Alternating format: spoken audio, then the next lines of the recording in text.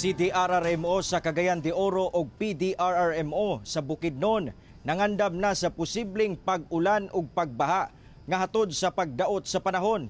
Ang detalye sa report ni James Paulo Yap. Naka-alerto karon ang tanang unit sa City Disaster Risk Reduction and Management Department sa Cagayan de Oro City.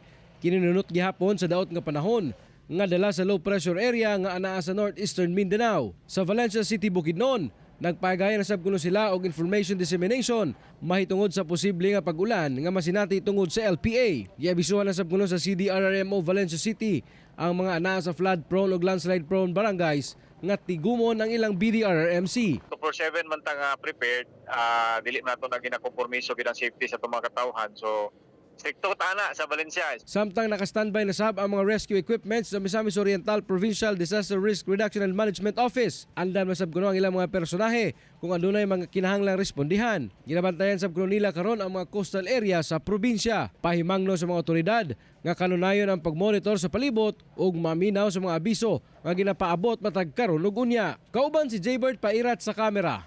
Ako si James Paulo Yap para sa One Mindanao.